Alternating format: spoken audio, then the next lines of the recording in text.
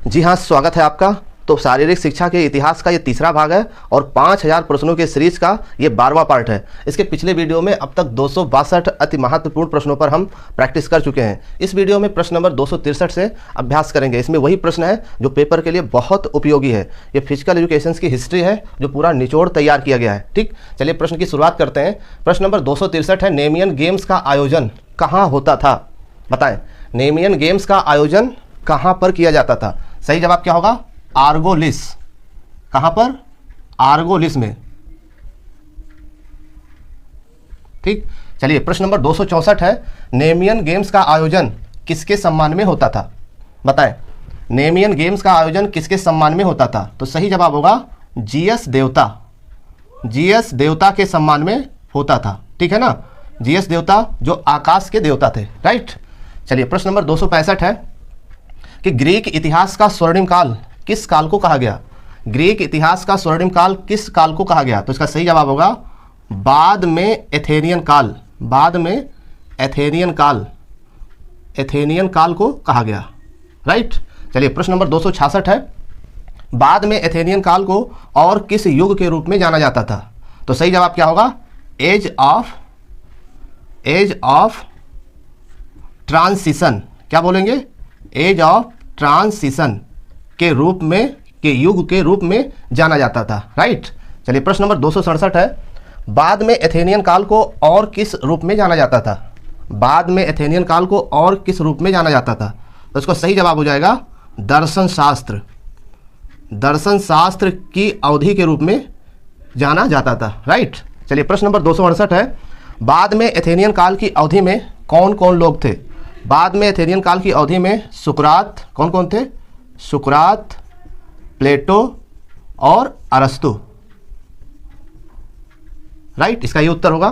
प्रश्न नंबर 269 है, बाद में एथेनियन काल की अवधि में कौन प्रसिद्ध हुआ? बाद की एथेनियन काल की अवधि में हिप्पोक्रेटस थे। कौन थे? हिप्पोक्रेटस। ये किस काल की अवधि में थे?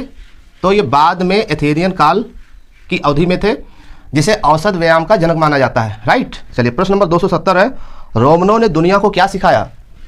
रोमनों ने दुनिया को क्या सिखाया? तो रोमनों ने दुनिया को शासन करना। क्या क्या सिखाया? शासन करना, प्रशासन करना, गर्व करना, ठीक है ना, और गरिमा बनाए रखना, और इसके अलावा बेरहमी के साथ कैसे शासन करना है, ये रोमनों ने दुनिया को सिखाया।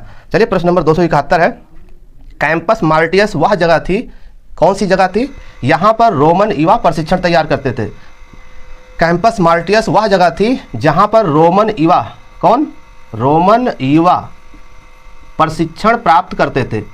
ये वो जगह थी। राइट, चलिए प्रश्न नंबर 272 है, प्रारंभिक रोमन काल में लोकप्रिय था क्या? बताएं। तो प्रारंभिक रोमन काल में बहुत लोकप्रिय था कौन सा खेल? हैंडबॉल। इसका उत्तर ये हो जाएगा। चलिए अगले महत्वपूर्ण प्रश्न की बात करते हैं। प्रश्न नंबर 273 है, उत्तरार्ध रोमन काल में प्रसिद्ध थे कौन? सही जवाब होगा गैलन। क्या उत्तर होगा? गैलन। राइट, गैलन कौन थे? प्रसिद्ध दार्शनिक थे, मेडिकल छात्र थे। चलिए प्रश्न नंबर 274 है, ओलंपिक को पुनर्जीवित करने की कोशिश किसने किया? ओलंपिक को पुनर्जीवित करने की कोशिश किसने किया? तो इसका सही जवाब होगा ऑगस्टस। सभी प्रश्न बेहद महत्वपूर्ण है। प्रश्न नंबर 275 है, थर्मे स्नान स्थल था जिसको कहा जाता था, क्या कहा जाता था? थर्मे स्नान स्थल था जिसको कहा जाता था क्या? कोलेजियम। क्या कहते थे? कोलेजियम। राइट, चलिए प्रश्न नंबर 276 है, रोमन की पसंदीदा गतिविधि कौन थी? रोमन की पसंदीदा गतिविधि कौन थी? तो इसका सही जवाब होगा जुआ खेल। प्रश्न नंबर 277 है, रोमनों ने स्थापना किया, किसकी स्थापना की? तो इसका सही जवाब होगा ओपेरा। ओपेरा, उसके बाद नाजियो